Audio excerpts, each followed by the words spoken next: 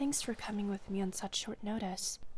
Ambushing you the moment you returned from your woodland sabbatical must have been surprising. Good. I'm glad you caught on so quickly. Yes, I suppose there is a certain level of flexibility one must possess when keeping me company. The look on shock on Mari's face was priceless, but behind the facade, the knowing eyes was enough for me to surmise that she was expecting me to drag you out to one of my many escapades. After all, it is summer, and that means unadulterated fun. Come along.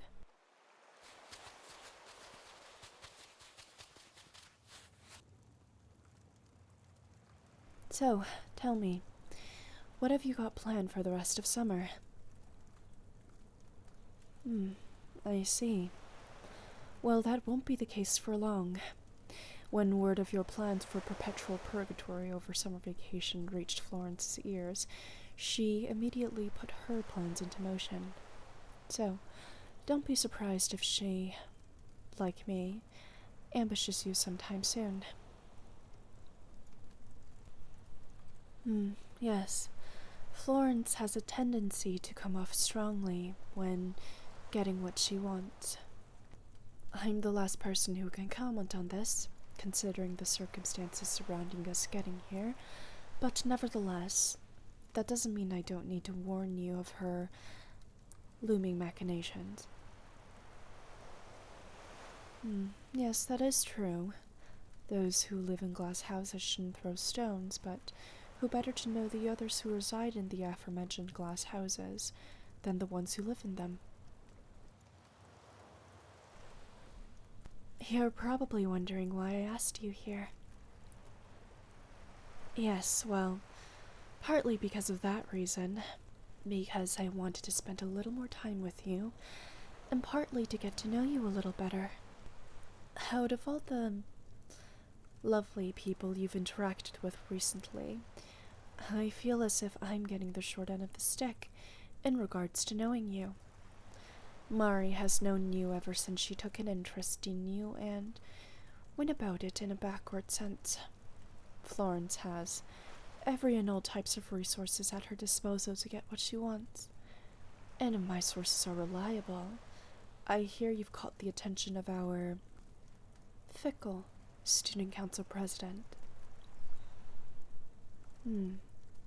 I see.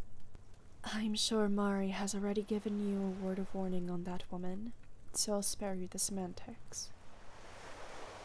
I don't think it's odd for me to get to know the person that all of my friends, sans aria, are enamored with.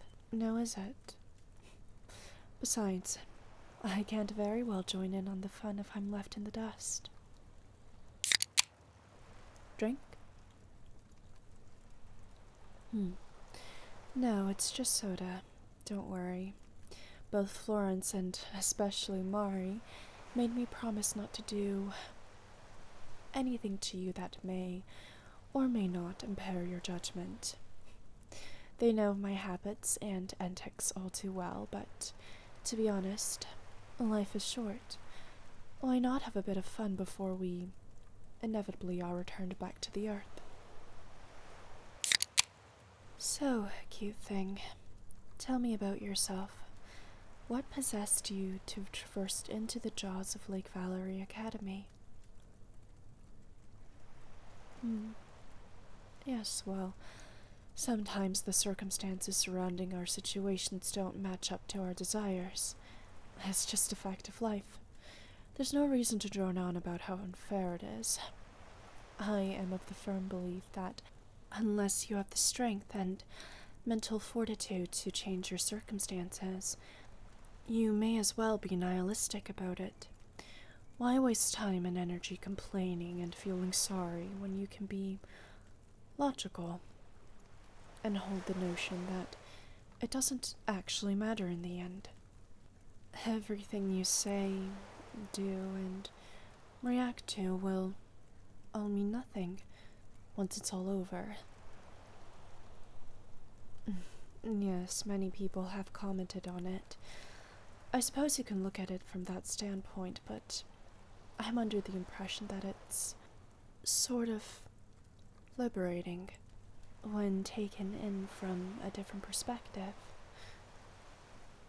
Well, when you look at life through rose-colored glasses, you expect to see the same thing all the time. If you hold on to the notion that none of it really matters, depending on who you are, you may be more inclined to try more things, letting go of one's own reservations in the pursuit of something to fill the gap. After all, what's the worst that can happen? Although, everything in moderation is a must. Just because nothing matters in the end doesn't mean you have to be reckless. Well, I'm glad you're intrigued, but really, and it's embarrassing to admit this, I'm completely and entirely intrigued by you. You've been on my mind since the night we first met. Oh yes, I think about you all the time. The way you seem to captivate everyone you come across. You've become a shining star at Lake Valerie, you know? Look over there. See that girl? Her name is Penny. She's been asking Florence about you ever since you became the center of attention. And that guy over there? Marcus. He's been trying to sneak letters into your locker, but Mari, being the protective guard dog that she is, swipes off any attempt to do so. I'm sure you've surmised by now that Florence and Mari aren't particularly fond of sharing. No, not in the slightest. The two of them, for each other, is the exception, and they tolerate my antics with you as they believe that my interest in you is purely out of curiosity. But I think we don't particularly need to let them know that it's a little bit more than that. I'm not entirely sure what it is just yet, which surprises me. I'm usually the most rational between the three of us, but for some reason, when it comes to you, my mind draws a blank and races. All at once. What black magic spell have you casted over us, cute thing? I'd very much like to hear your secrets. No, I didn't think you had any secrets up your sleeves. You're much too innocent and genuine for that. I think that may be why we all like you so much. But alas, I think our flirtation should end there. It's getting late, and I wouldn't want to spoil your entire night with interrogations and ephemeral effervescence. Go on, enjoy the party. I suppose that's one detail the others haven't been keen to share. You catch on quick, don't you? Well, to be honest, yes. Although my attraction to you is quite plain, I'm a bit of a slow burner. I don't like rushing into things as much as my compatriots do. Besides, a little bit of mystery leaves the imagination stirring, wouldn't you say? Yes, well, perhaps, if everything goes well, we can have a bit of a repeat performance from our first night. But for now, enjoy yourself before I forget my reservations and regret my decision.